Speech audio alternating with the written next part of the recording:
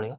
तो कल मैंने आप लोगों को कुछ कैंडल बिहेवियर्स के बारे में बताया था कि किस तरीके से स्वीप्स होती हैं, कैसे हम लोग यूज़ करते हैं। This is the one module and next is the best thing जो हम यूज़ करेंगे। देखो ये छोटा-सा टॉपिक है बहुत, बिहेवियर के अंदर ही आता है जो कि हम लोग बॉडी के अंदर डालते हैं इसको। ठीक है? जो बॉडी है, बॉडी के अंदर ये टॉपिक है। So we will use this.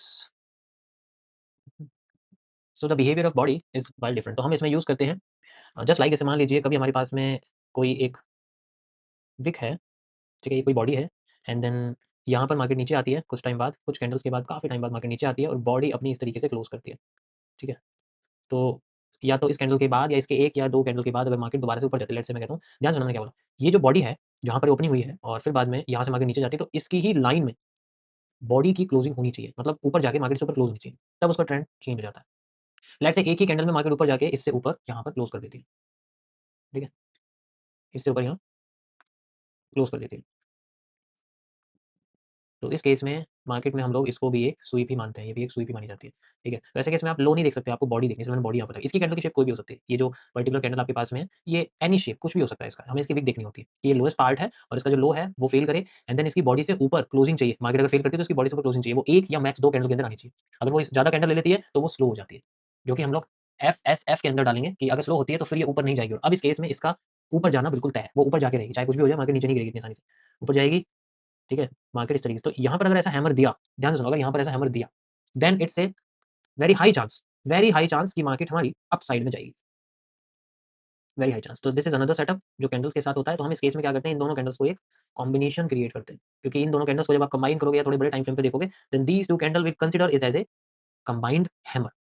अगर आप इनको कंबाइन करोगे तो ये जो ग्रीन पार्ट है ये बच जाएगा, ये वाला पार्ट आपका बाय और सेल में कन्वर्ट होके विक में कन्वर्ट हो जाएगा। So you have A type of hammer here, जिसे हम लोग बोलते हैं कैंडल कंबाइन करना, कैंडल कॉम्बिनेशन कॉन्सेप्ट। तो ये आपका एक हैमर टाइप स्ट्रक्चर निकल के आया है, आप देख सकते हो, और इसकी एक विक भी है। So that is how we can use, ठीक है? तो इसको हम लोग बोलते हैं सी। ये ऐसी ही जगह पे यूज होता है, मैं बहुत यूज करता हूँ इसको, आप देखोगे नोटिस करोगे एनालिसिस में आपको हर जगह दिखेगा, जहाँ पर भी लो पे ऐसी कैंडल्स होती हैं always use. So this is a candle combination concept. आप इसका इस्तेमाल टाइम फ्रेम चेंज करके भी कर सकते हो, बट हर टाइम फ्रेम पे ऐसा नहीं होता। अगर आपके पास में प्रीमियम है ट्रेडिंग व्यू का, then you can use it, but वैसे पॉसिबल कम है, क्योंकि हर टाइम फ्रेम पे आप कंबाइन करोगे तो वहाँ पर आपको ऐसी कैंडल नहीं देखने को मिलेगी, ठीक है? तो ऐसे केस में you need to just remind in your mind that if I have to combine these 2 candle, then a long wick and small body candle appear inside it and after that market can go upside and वहाँ से फिर हमें retesting मिल सकती है, जिसके साथ हम market में ऊपर जा सकते हैं। Got it? तो ये हमारा 3C का एक सिंपल सा कॉन्सेप्ट है जो हम यूज़ करते हैं। अब 3C अगर बन गई, मान लो यहाँ पर 3 कैंडल्स या 1-2 कैंडल हमने कंबाइन कर दिया, बन गई, इट्स ओके। अब इसके आगे की कैंडल की थोड़ी-सी थ्योरी होती है। अगर इसके आगे की कैंडल की शेप इन्वर्टेड हो गई, तो ऊपर जाना मार्केट के लिए बहुत मुश्किल हो जाता है। बहुत कम केसेज़ हैं जिसमें मैंने मार्केट ऐसे कंडीशन में ऊपर जाती हुई देखी है। सेम ऐसे ही शेप बनती है यहाँ पर, इफ यू कैन सी, कोई भी शेप पहली कैंडल की हो सकती है, सेम इट इज़। अगर वो लो पॉइंट पे है, then we have to just use that this, and यहाँ पर अगर मार्केट हमें इस तरीके से जाती हुई दिखती है, ठीक है? सेम वही चीज़, एंड यहाँ पर भी। सो अगर यहाँ पर मार्केट ने अपने आप को ऊपर से प्रेशर देके अपनी बॉडी को खत्म कर दिया, तो बहुत कम केसेज़ हैं ये ऊपर जाएगी। ज़्यादातर केसेज़ में एक ही कैंडल में रिवर्स करके इस आपकी विक के अंडर में क्लोज़ होती है कैंडल, रिवर्स हो जाती है। तो यहाँ पर अब क्या है कि फिर ये वाला जो लो है, ये वाला जो लो है, इसके नीचे फिर ये बहुत बड़ी बॉडी बनाती है और फिर ये रिवर्स होके नीचे जाती रहती है। डायरेक्शन कंटिन्यू होती है डाउन साइड की, अगर वो आ रही है तो। अगर सपोर्ट फेल हो गया, तो वो फिर फेल हो जाती है। That is how this portion works. ये आपकी ग्रीन कैंडल है और यहाँ पर जो इम्पोर्टेंस है कैंडल को मैं इसको देना चाहूँगा, because this candle is very, very important. ठीक है? ये जो कैंडल है आपकी, ये सबसे इम्पोर्टेंट है। ऐसे केस में अगर ऐसी कैंडल आ गई, so we can go reversal if we have a bearish pattern. तो ये एक आपका डुअल डायरेक्शनल मूव होता है, ठीक है? यू हैव ए डुअल है, तो इसी कैंडल के बेसिस पे सब कुछ डिसाइड होता है। इस एक कैंडल के बेसिस पे डिसाइड होता है कि क्या मार्केट करने वाली है, ठीक है? और ये बहुत अच्छी कैंडल है, बहुत अच्छा मूव इसमें आता है, ठीक है? परफेक्ट। तो ये जस्ट लाइक एक डुअल डायरेक्शनल मूव की तरह काम करती है, ठीक है? परफेक्ट।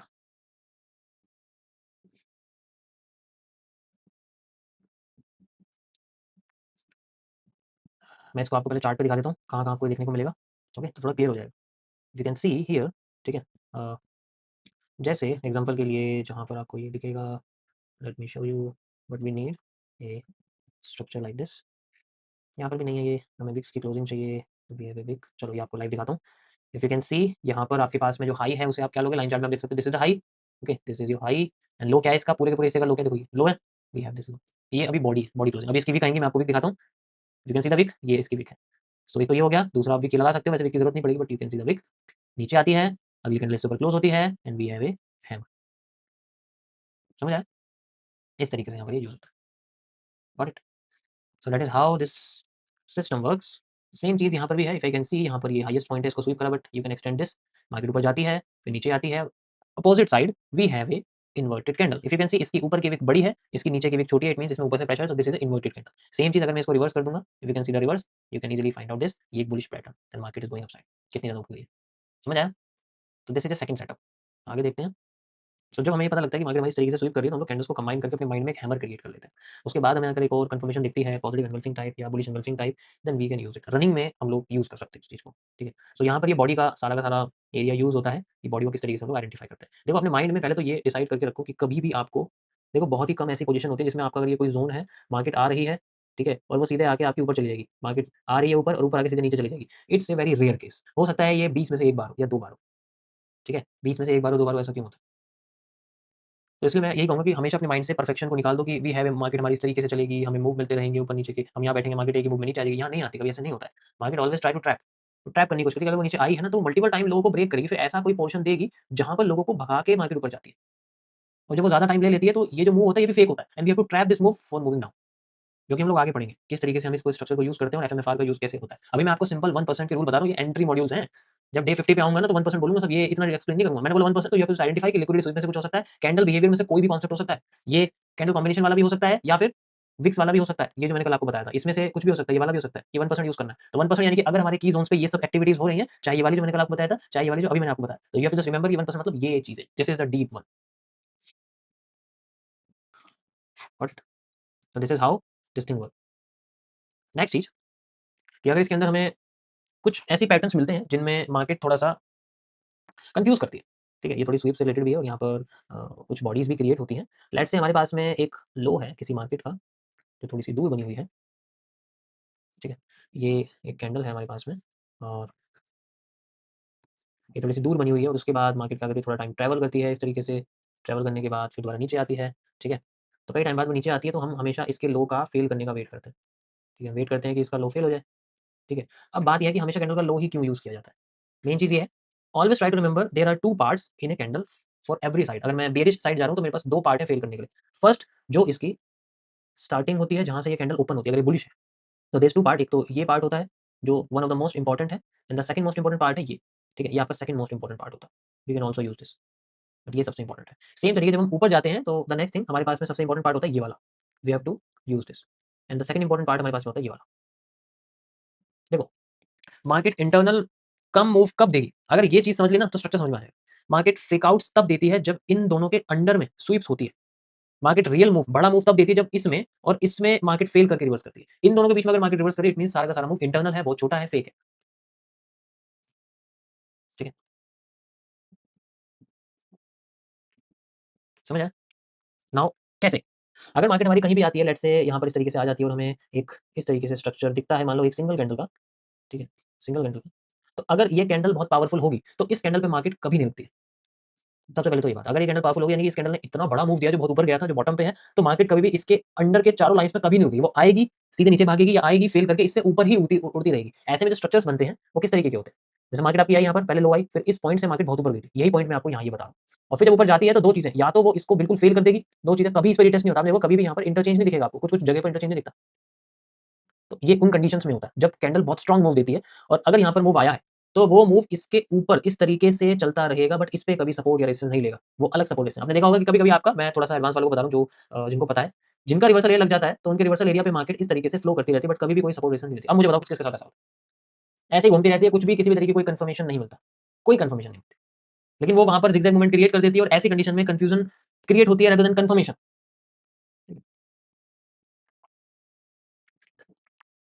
इस प्रॉब्लम का सॉल्यूशन एक ही है, टाइम फ्रेम। और दूसरा, ऐसी पावरफुल कैंडल तो नहीं है इसके साइड में जहाँ आपका रिवर्सल लगा है, जहाँ पर ये चीज़ें हो सकती हैं। मैं आपको एग्जांपल चार्ट पे दिखाता हूँ।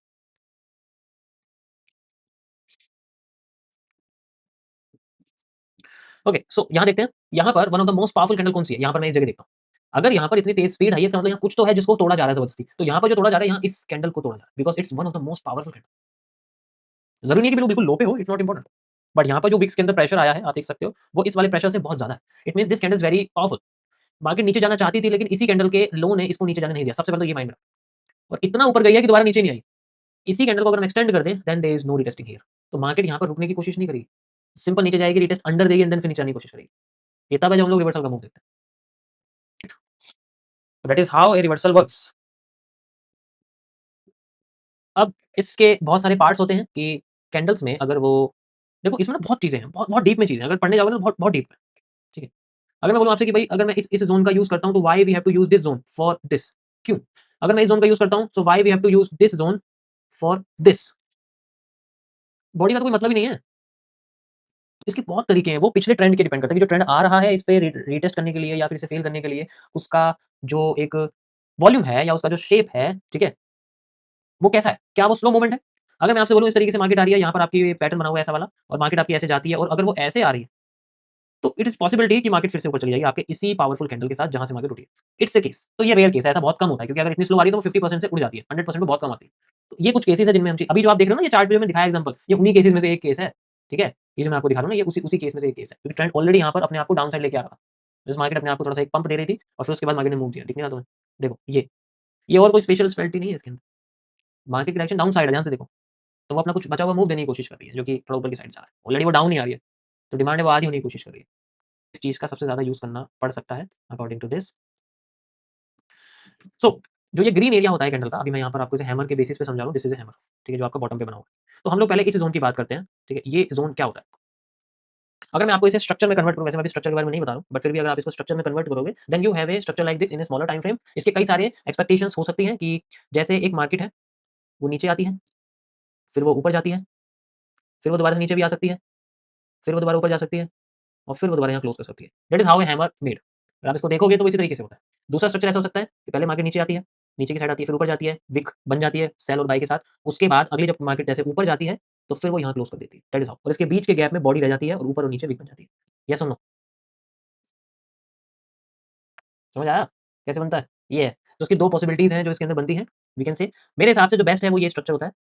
ठीक है, ये वाला, क्योंकि अगर ये है देन इसके बाद आपको एक और मूव देखने को मिलेगा। That is how we wait for a engulfing. जब तो हैमर के बाद एनगल्फिंग का वेट करते हैं, but if we have a hammer confirmation then we can also use the move.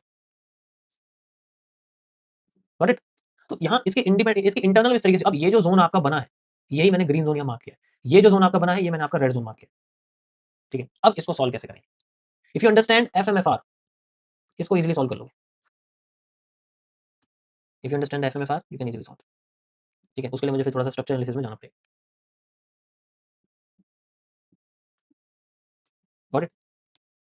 तो इसको हम लोग और डीप में पढ़ेंगे, लेकिन इसके पहले मैं आपको थोड़ा सा स्ट्रक्चर बताऊंगा नेक्स्ट टॉपिक्स में कि क्या-क्या चीज़ें हम यूज़ करते हैं for reversal area. Okay, and कैसे हमारे को रिजल्ट अच्छे खासे मिलते हैं अकॉर्डिंग टू दीस 1%। ये बहुत इंपॉर्टेंट है। ठीक है, ये तब यूज़ होता है जब जोन पे आपके स्ट्रक्चर निकल के आते हैं, then you can use them. But उससे पहले थोड़ा बहुत स्ट्रक्चर एनालिसिस आने चाहिए। तो मैं कल आपके स्ट्रक्चर शुरू करूँगा। मेरे हिसाब से कैंडलस्टिक एनालिसिस इतना काफ़ी है। मैं ज़्यादा डीप में जाऊँगा तो आपको समझ में नहीं आएगा। ठीक है, इतना काफ़ी है फिलहाल के लिए।